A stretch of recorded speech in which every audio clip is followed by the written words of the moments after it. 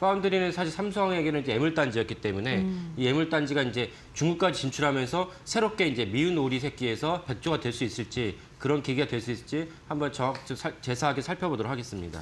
네, 그럼 자세한 내용과 좀 함께 살펴보도록 할까요? 우선은 이 바이트댄스에서 AI 칩을 좀 자체 개발한다. 이 소식은 뭐 옛날부터 나왔지 않습니까? 근데 이제 이 단계에서 삼성과 좀 같이 손을 잡아가는 움직임이라고요. 예. 결국은 파운드리라는 거는 자체적으로 이게 그 설계는 안 하지만은 외부에서 이제 의뢰가 들어오면 예컨대 빌딩으로 치면은 빌딩에서 건물주가 건물을 올리고 싶은데 설계 도면은 건물주가 건설사에게 넘겨줬을 때 건설사가 짓는 그러면 건설사에 해당하는 게 이제 파운드리라 보시면 됩니다. 그래서 그 삼성 파운드리가 TSMC랑 경쟁을 하기 위해서 2017년부터 당시는 이제 그 권오현 부회장 시절에 삼성 반도체의 새로운 먹거리로 그러니까 파운드리도 반도체 하나니까요.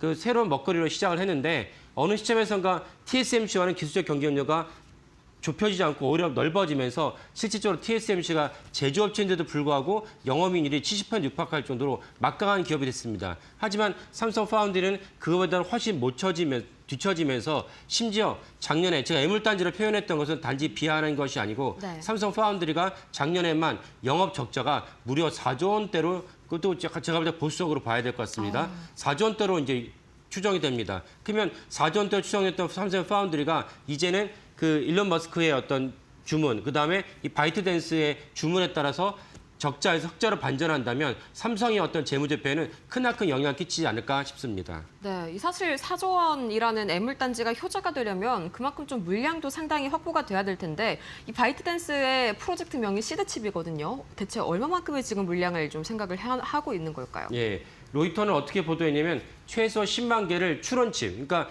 AI에서는 크게 데이터를 획득하는 과정이 있고 획득한 데이터를 갖고 새롭게 이제 추론해야 되는 과정인데 추론칩에서 그러니까 추론이라는 과정에 들어가면 당연히 단순하게 자료를 갖다 얻어가는 획득보다는 얻어간 자료를 바탕으로 새롭게 뭔가 생각하는 추론이 더 고난도 영역 아닙니까? 마찬가지로 해당 영역에 관련된 칩이라든지 메모리라든지 이렇게 되면 더 가격이 비싸질 수밖에 없습니다. 그래서 그 바이트댄스는 삼성 파운드리에다가 추론칩에서 최소 10만 개를 갖다가 주문할 것이고 이것이 점진적으로 잘 되면은 35만 개로 확대할 예정이라고 이제 보도했습니다. 이렇게 했을 때 그 전체적 물량이 어떻게 되냐?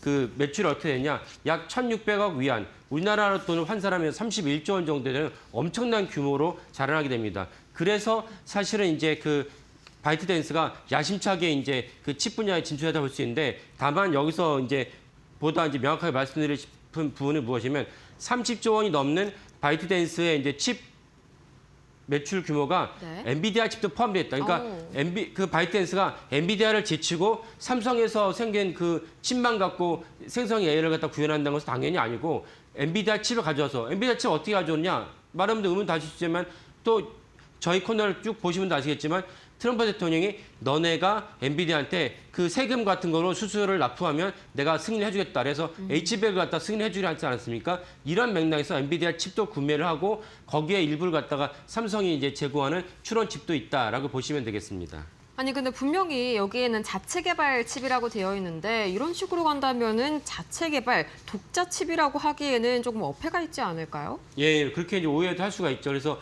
이 부분을 갖다가 바이트댄스는 뭐 좀 더 추가로 설명드리면 우리가 많이 쓰는 틱톡을 운영하는 모기업입니다. 그래서 그쵸? 바이트댄스도 이제 그 독자적인 칩을 개발하지만 하지만 좀 더 생각을 해보면 예전에 작년 11월에 구글도 독자칩이 있었습니다. TPU죠. 네. 독자칩이 있고 아마존도 독자칩이 있고 마이크로소프트도 독자칩이 있습니다.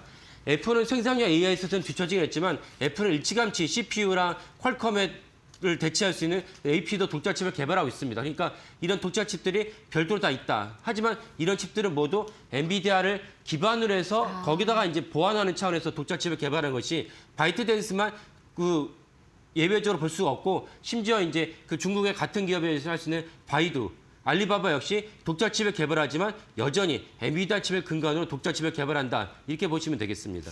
아예 엔비디아를 좀 배제하지 않으면서 독자 칩을 만든다. 이게 좀 약간 투자자분들한테는 혼란을 줄 수 있는 표현인 것 같은데요. 예.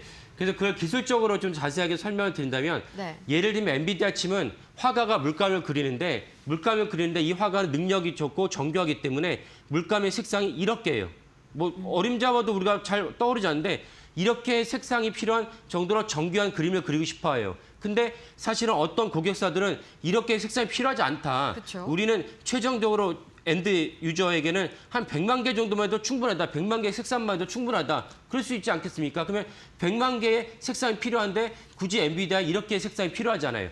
그런 관점에서 구글의 TPU도 있고 그다음에 아마존의 칩도 있고 마이크로소프트 칩도 있습니다. 그러니까 어떤 보안적 영역에서는 독자 칩이 필요하다. 왜냐하면 엔비디아 칩이 너무 고가이다 보니까 지금 우리가 얘기 나오는 이제 블랙아이 같은 경우는 이제 시판하고 있는데 블랙아이 같은 경우는 칩 한 개가 얼마냐? 1억 원입니다.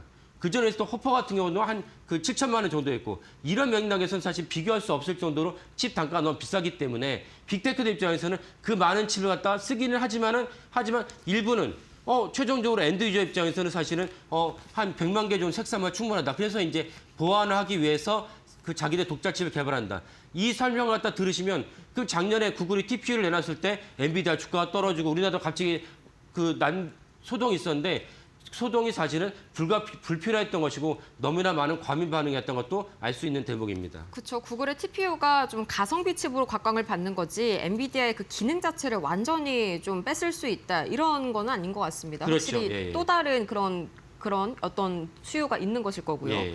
그럼 이제 삼성 파운드리가 그동안은 애물단지였다고 좀 표현을 하셨지 않습니까? 이게 드디어 좀 날개를 달고 올라가는 걸까요? 예, 그렇죠.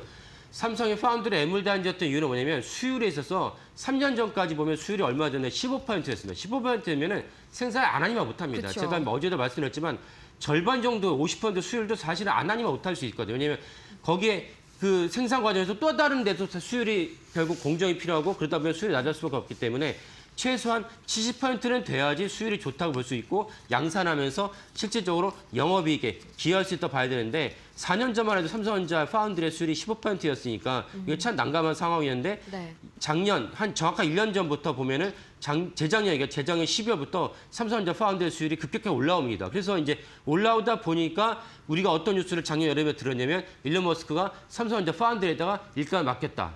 엄청난 호재죠. 그리고 이번에 이제 바이트댄스도 삼성전자에 밀가를 맡긴다는 것입니다. 그러면 작년 한 해 정도로 쭉 이제 지켜봤을 때 삼성전자 파운드리가 가진 적자의 규모가 4조 원대다. 이게 보수적으로 봤을 때 4조 원대입니다. 이게 더 많을 수가 있죠. 4조 원대 적자가 일론 머스크랑 바이트댄스의 도움을 받아서 적자에서 흑자로 반전한다면 4조 원대에서 최소 한 2조 원대로만 흑자가 된다면 마이너스 플러스가 돌아서니까 삼성전자의 재무제표에는 무려 6조 원의 흑자가 기록되는 것이기 때문에 큰 영향을 끼친다 볼 수 있겠습니다. 그래서 이 점은 삼성전자 주가에도 영향을 끼칠 만한 사안이다라고 보시면 되겠습니다.